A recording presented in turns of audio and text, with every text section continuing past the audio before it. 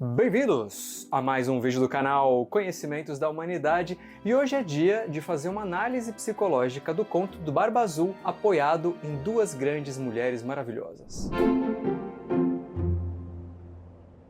Muito bem, pessoal, tem um livro chamado Mulheres que Correm com Lobos. Ele foi publicado no Brasil a primeira vez em 1994. A publicação dele originalmente foi em 92. Já vi informações por aí que dizem que ele foi escrito em 89. Mas enfim, o importante pra gente é que nos últimos anos, na última década, principalmente aqui no Brasil e possivelmente em outros lugares, esse livro ganhou uma notoriedade muito grande, muito maior do que na década de 90. E se tornou uma espécie de símbolo ou representação do empoderamento feminino, desse movimento das mulheres de, quero ter voz, quero fazer outras coisas além do que aquilo que me era demandado, quero ir para o mundo e tudo mais, até pela igualdade de direitos, por exemplo. Esse livro, da psicóloga junguiana Clarissa Pinkola Estés, traz muito da psicologia feminina. E um dos primeiros capítulos é sobre o Barba Azul, um conto de fadas, vamos chamar assim. Um conto antigo, onde ela usa ele como base para falar um pouquinho sobre a psique feminina, algumas das dinâmicas. É um livro com bastante conteúdo, bastante informação. Em cada capítulo, uma questão se revela. Então é muito importante, talvez, principalmente para as mulheres, mas para todo mundo, principalmente para todo mundo que acompanha o canal, de repente, ler, dar uma olhada, ver se interessa, ver se engaja, ver se fala ao coração. E hoje, não só nas análises dela, da Clarissa, mas também da Verena Casti, uma psicóloga e também junguiana, que eu admiro muito, particularmente, vai ser baseada a interpretação ou a análise que eu vou fazer desse conto. A Verena Casti tem um livro chamado Abandonar o Papel de Vítima, em português. E nesse livro ela fala justamente do agressor e da vítima durante todo o livro e o desenvolvimento disso, cujo objetivo, justamente, no decorrer do livro, é abandonar o papel de vítima. E ela traz também o conto do Barba Azul e faz uma análise própria desse conto. Não é um dos contos mais conhecidos, talvez seja conhecido de quem já está nesse movimento, de quem já tem uma influência da Clarissa com o Mulheres que Correm com Lobos ou de outras formas mais paralelas. Então eu vou contar para vocês essa história. Bom, eu vou me ater e me dar o direito de resumir a história, contar só as partes principais. Não é uma história muito longa, é uma história curta, mas ainda assim eu vou trazer só o essencial. Era uma vez um cara muito rico que tinha uma barba esquisita, uma barba azul. Ele já tinha sido casado uma porção de vezes e as suas mulheres sempre desapareciam. Em certa época, ele pede a mão da filha mais nova de uma família nobre, a jovenzinha. No começo ela fica meio assim, o cara tem barba azul, o cara é esquisito, as mulheres somem, meio que todo mundo sabia disso, mas ele tinha grana e talvez uma promessa de que ela poderia realizar ou experienciar uma série de coisas que de outra forma não poderia. Então depois de relutar, ela acaba aceitando e vai morar com o cara, vai morar com o Barba Azul. A princípio, a relação era mais ou menos normal. O castelo era cheio de quartos, cheio de lugares para visitar, mas tinha um quarto em especial que era proibido. Lembra um pouco a Bela e a Fera da Disney, né? Menos na ala oeste. Menos a ala oeste. O que é a Lana? É proibida! Aqui é mais ou menos a mesma coisa. Então tem um lugar fechado, trancado, que ela não poderia ir. Certa vez ele precisava sair, viajar a negócios, ia ficar um tempo fora, e dar o chaveiro com todas as chaves de acesso aos quartos, aos aposentos do castelo. Inclusive a chave para o quarto proibido. Mas ele dá a instrução. Você pode visitar, perambular, conhecer tudo que tem aqui. Menos aquele quarto. Lá não é para você ir.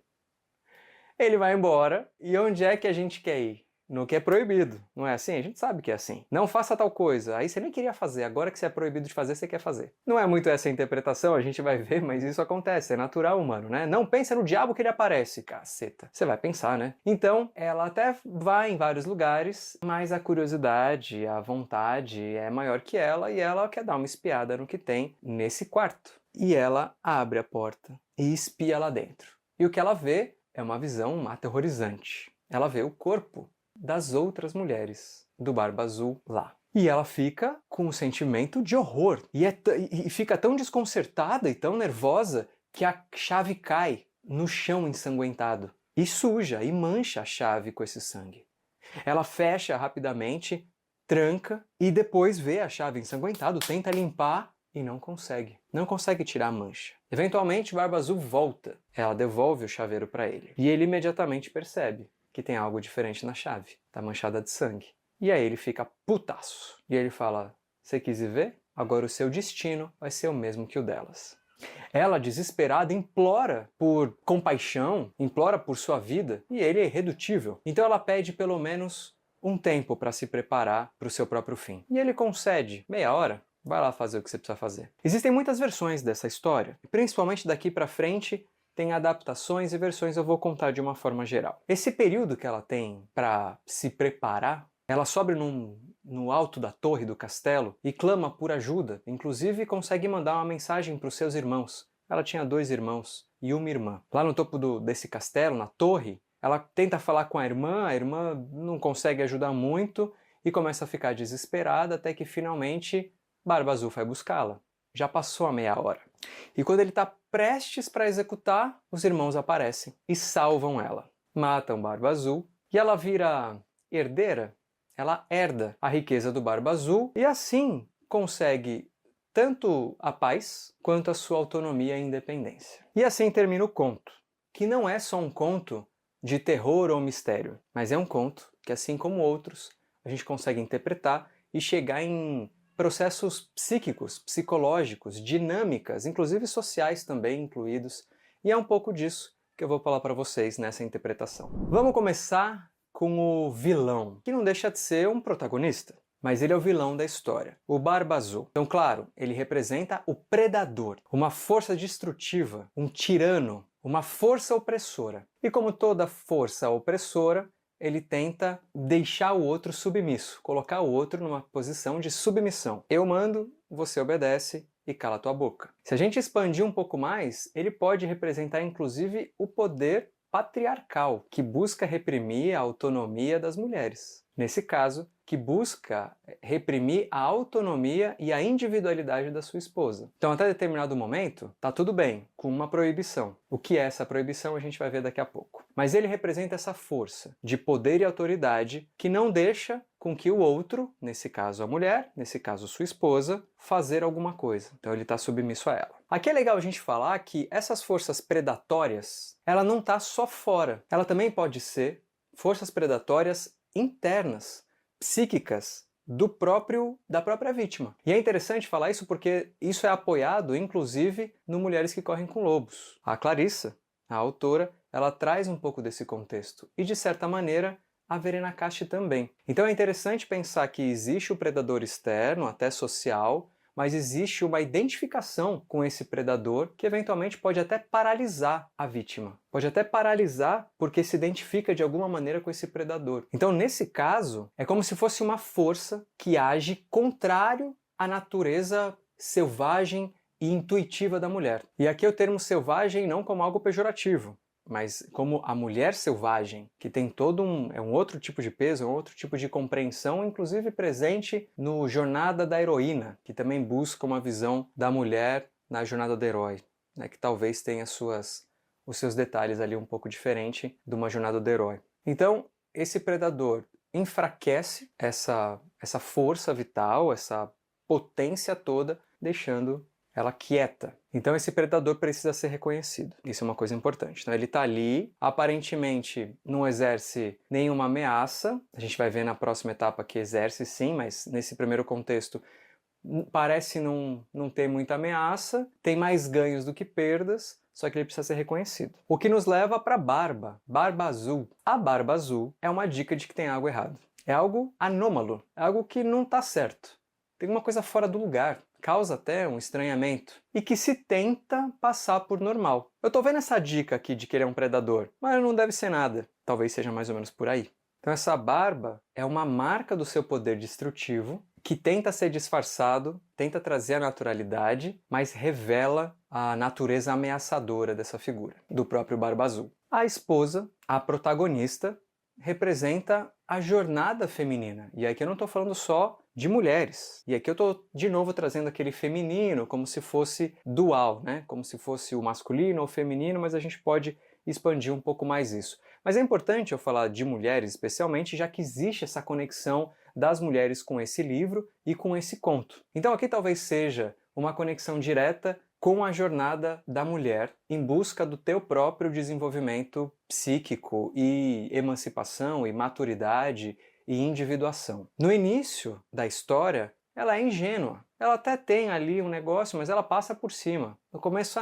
não quero, ele é esquisito, mas tá bom, vou ganhar uns negócios aí, vamos ver. E que precisa passar pelo processo para chegar no autoconhecimento, para chegar em quem é de verdade. Então, representa também a vítima, as vítimas, que precisam reconhecer, despertar para a própria situação, para a partir daí se livrar do aprisionamento e da opressão, e enfim, da onde ela está aprisionada. O quarto proibido, a gente precisa compreender melhor. Cada aspecto desse conto, ele pode ser visto, assim como nos sonhos, aspectos psíquicos internos. Então a gente pode sim projetar puramente na sociedade, o externo e toda a opressão, mas é importante que a gente também veja os aspectos internos em cada parte.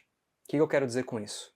O quarto proibido pode representar justamente aspectos psíquicos de traumas, aspectos escondidos, sombrios. Então lá tem trauma, medo, é o depósito, é aquilo que eu não quero olhar. E abrir esse quarto não é só uma questão de curiosidade, de eu quero ver o que tem lá. Não é só isso. Abrir essa porta ela é essencial para saber o que tem lá dentro, para passar o processo de desenvolvimento. Lá dentro é a proibição para que eu me torne eu mesma.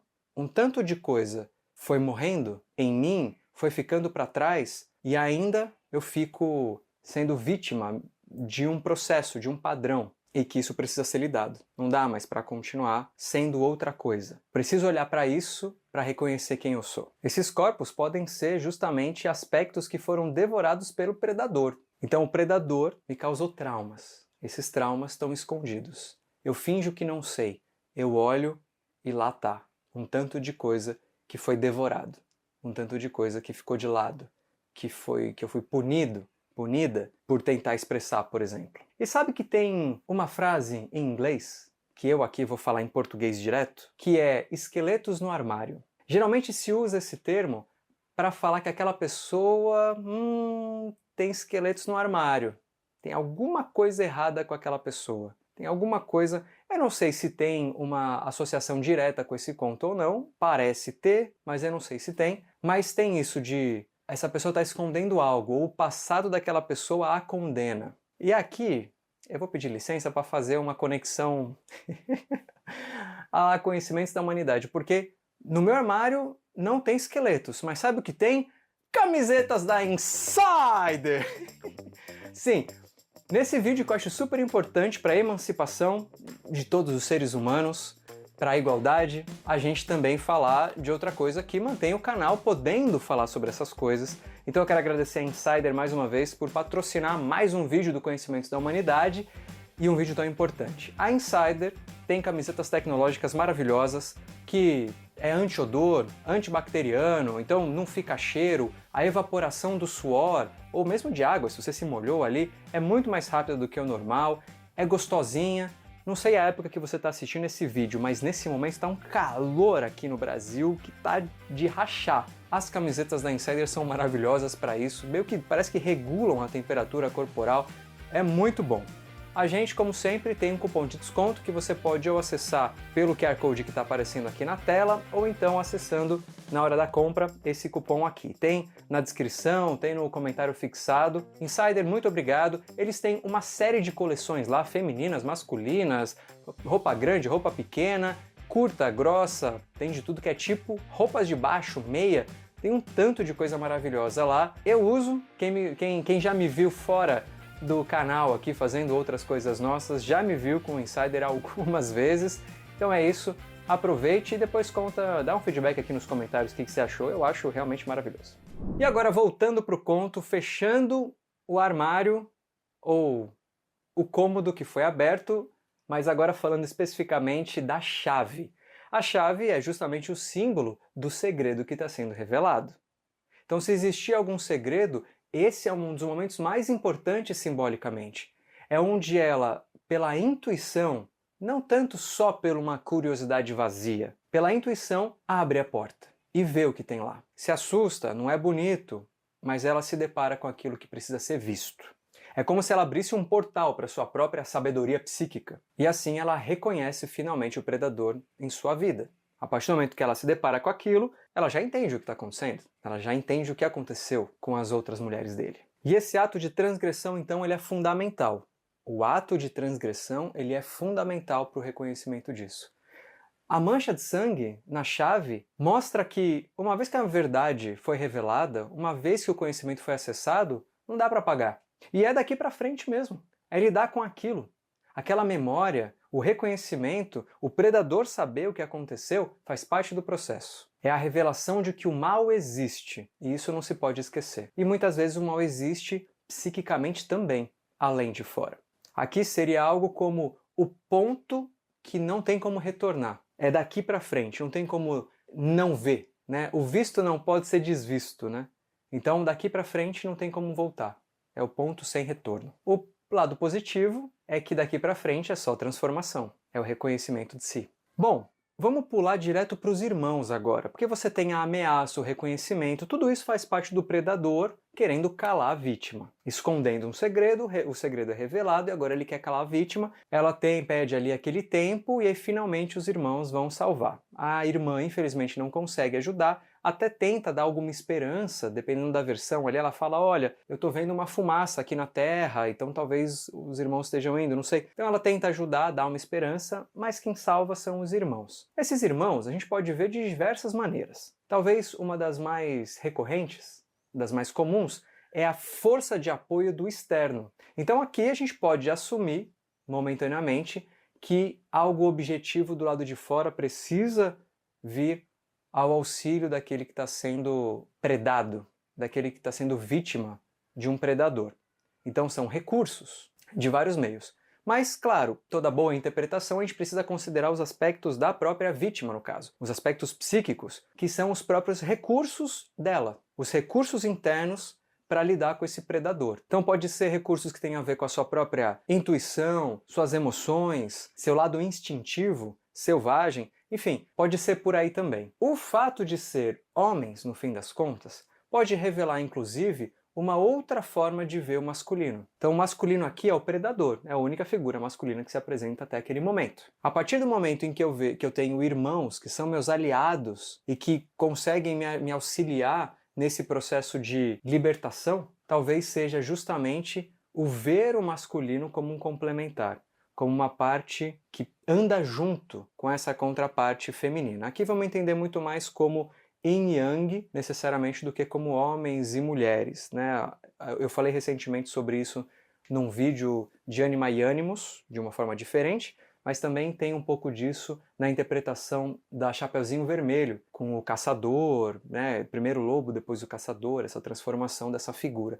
Aqui parece ser algo que caminha na mesma coisa. Então veja, não é uma coisa unilateral. Esses dois irmãos ajudam no processo. De qualquer maneira, ela se torna autônoma. Ela se torna dona do seu castelo. Com todas as possibilidades que podem ter, ainda assim, existem recursos dentro dela que provocam essa mudança e libertação e até para seguir a própria vida na dinâmica com outros. Então o conto do Barba Azul, ele revela uma jornada psíquica profunda, onde o Barba Azul é o predador psíquico, muitas vezes, que tenta destruir o lado selvagem e intuitivo da mulher. E aí, através do processo todo de desenvolvimento e reconhecimento, ela toma a frente, com seus recursos consegue dominar e destruir esse predador e assume finalmente uma posição emancipada, autônoma e integrada consigo mesma.